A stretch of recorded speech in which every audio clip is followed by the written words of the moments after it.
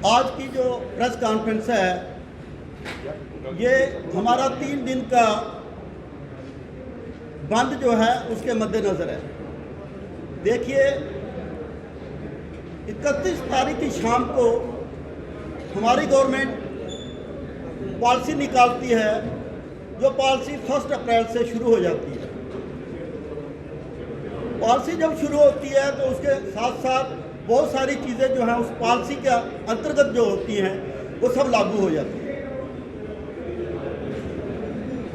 जैसे कि MRP change हो जाती है, फीस का जो स्ट्रक्चर है वो नया लग जाता है, और इवन लेवल की जो शराब के होते हैं वो चेंज कर दिए जाते हैं।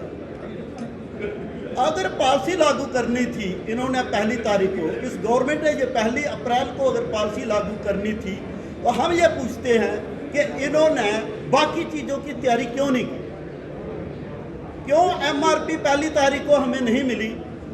क्यों जम्मू के लोगों को गुमराह किया जा रहा है? क्यों अंदर जो माल पड़ा हुआ है हमारा उसको हम बेच नहीं सकते क्योंकि एमआरपी नहीं है? नया हाई ब्रांड का माल खरीद नहीं सकते क्योंकि एमआरपी नहीं है? ये सब चीज़ें अगर आपके पास नहीं थी तो आपको पॉलिसी लागू करने की जल्दी क्या थी? आज हमारी दुकान पे ग्राहक आता है, वो पर्टिकुलर ब्रांड को मांगता है, हमारी दुकान में लेआउट है वो, पर हम उसको नहीं दे सकते। क्यों? क्योंकि एक्साइज डिपार्टमेंट की एमआरपी उसमें नहीं आई है और हमें उसको बेचना अलाउ नहीं है। क्या ये कंज्यूमर एक्ट के तहत एक क्राइम नहीं है जो हमसे करवाया जा रहा है? किस स्थिति में देखना चाहते हैं ये इन लाइसेंसियों को? ये गवर्नमेंट किस स्थिति में देखना चाहती है? आखिर कौन सा जुर्म किया इतने सालों से रेवेन्यू हमने इकट्ठा करके? आज एक ठेकेदार कोई ठेका लेता है कहीं बाहर से आकर के, यहाँ लोग आते हैं जैसे सैंड माफिया वाले हैं, एक दिन उनका किसी 1-2 बंदे से झगड़ा हो जाता है तो अगले दिन 10 आदमी को उनको सिक्योरिटी मिल जाती है। क्यों? क्योंकि वो गवर्नमेंट का रेवेन्यू इकट्ठा करता है, गवर्नमेंट को रेवेन्यू देता है, और हम जो सालों से दे रहे हैं, क्या हम मतरेई माँ के बेटे हैं? हम आप लोगों के माध्यम से ये बात पहुंचाना चाहते हैं गवर्नमेंट के पास कि अगर इन 3 दिन के अंदर एमआरपी नहीं आई या नए माल का लाने का कोई प्रावधान नहीं किया गया तो इससे अगला स्टेप जो है हम सिर्फ इस पर नहीं उठाएंगे, 3 दिन के बंद पे नहीं रहेगा, शायद इसमें जम्मू बंद होगा। ये गलत चीज़ें जम्मू बर्दाश्त नहीं करेगा। अब हमारी ये लड़ाई जो है सिर्फ ये लाइसेंसियों की लड़ाई नहीं है, हम जम्मू की लड़ाई लड़ रहे हैं sir. Thank you very much. Sir, chamber of commerce से आपने क्या बात की है? क्या और एसोसिएशन से आपने बात की है? क्योंकि आप जम्मू बंद की बात कर रहे हैं और जम्मू बंद जब भी किसी ने कॉल दी है वो असफल ही रहा है, कोई उसको फुलफिल नहीं कर पाया उस तरीके से। देखिए, जो असफल चीज़ें होती हैं उससे आदमी सीखता है। तो मैं आपको ये क्लियर कर देता हूँ कि अब की बार शायद चैम्बर को जम्मू बंद की आवाज़ देने के लिए ऑल ट्रेड जो हैं, चाहे वो किराने वाला है चाहे वो होलसेल वाला है, वो उनको मजबूर करे कि ये ज्यादती हमारे साथ भी होने वाली है, भैया इसको मौके से संभाल लो। देखिए, ये बात मैं आपसे साफ तौर पर कहना चाहता हूँ कि हमने ये महसूस किया है कि सरकार ने जो एक्साइज पॉलिसी बनाई है साल, वो इस मंशा से बनाई है कि जो अभी सिस्टम चल रहा है, लाइसेंसिंग सिस्टम, जो जम्मू के लोग इस ट्रेड को चला रहे हैं, ये चाहते हैं इस सिस्टम को डिसमेंटल करना। ये पॉलिसी इस तरीके से बनाई है कि इसमें कोई भी बिड देके कभी कामयाब नहीं होगा।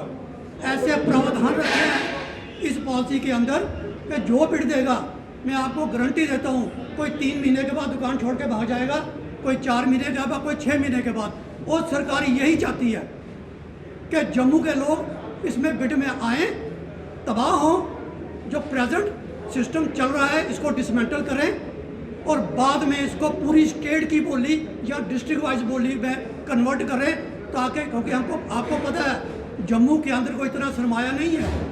ये एक ऐसी स्टेट है जो हिंदुस्तान के बिल्कुल एज पे है। हमारी अगर कहीं इनकम है तो ये यात्रु आता है या टूरिस्ट आता है, यही हमारी इनकम है। यहाँ कोई इंडस्ट्री नहीं है बड़ी, तो हमारे पास इतना सरमाया नहीं है कि हम बड़ी बड़ी बोलियां दे पाएंगे। और ये चाहते हैं कि ये सिस्टम डिसमेंटल हो और बाहर की बड़ी बड़ी पार्टियां आएँ और पूरे डिस्ट्रिक्ट की बोली दे, जैसे पंजाब, हरियाणा, बाकी स्टेटों में है। पहली बात तो ये है, हमारे पास जो दुकानों में माल पड़ा हुआ है उसकी MRP नहीं है। It is against the consumer act. अगर कोई चीज़ मेरे दुकान पे पड़ी हुई है, कोई मांगने आता है, I am bound to give it, but I have the order from the commissioner कि जिसका रेट नहीं आया है वो मैं नहीं बेच सकता। तो इसका मतलब है कोई आदमी ऐसा आता है, वो मुझे 4 लबाटे मारता है मेरे को, भाई तेरी दुकान पे वो माल पड़ा हुआ है तो क्यों नहीं देगा? मेरे पास कोई जवाब है? क्योंकि मेरे पास कमिश्नर का ऑर्डर है कि मैं नहीं बेच सकता। एक चीज़। दूसरी, ये कहते हैं टैक्स देना है। टैक्स है ना, गवर्नमेंट ने रेवेन्यू हमसे लेना है, वी आर रेडी टू पे द रेवेन्यू। जो उन्होंने MG फिक्स की हुई है उतना रेवेन्यू तो हम आगे ही दे रहे हैं। गवर्नमेंट चाहती क्या है? ओनली कि जम्मू वालों को ख़त्म कर दिया जाए, जम्मू वालों को ख़त्म कर दिया जाए और बाहर से बंदे लाए जाए।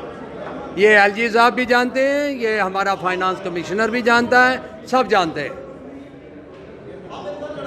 हमें बेवकूफ़ बनाया जा रहा है। जितनी दफ़ा हम पेश हुए हमें बेवकूफ़ बनाते हैं, कहते हैं बिड में शामिल हो जाओ।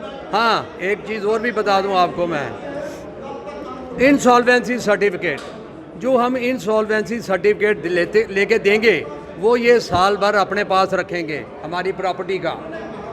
अगर मैं डिफ़ॉल्ट हो जाता हूँ, ये प्रॉपर्टी मेरी अंडर लैंड रेवेन्यू एक्ट के हिसाब से भेज सकते हैं। बताइए, ये हमें कहते हैं। मैं ये भी कहना चाहता हूँ आपके माध्यम से कि अगर लोग जम्मू के ये सोचते हैं कि हाँ ये इन लोगों ने बहुत कमा लिया, अब हमको कमाना है, तो मैं कहता हूँ भगवान जानता होगा कि हमने क्या कमाया है। और हमारी लिमिटें जो बैंक से पहले 5 लाख थी अब 10 लाख हो चुकी हैं, ये हम जानते हैं, ये और कोई नहीं जानता।